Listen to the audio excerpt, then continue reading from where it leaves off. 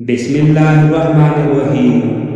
अस्सलामुअलैकुम दोस्तों, अगर चैनल पर नए हैं तो चैनल को ज़रूर सब्सक्राइब करें। शुक्रिया। चलो चलते हैं आज के अपनी वीडियो की तरफ। गुस्से की आग का इमरजेंसी इलाज।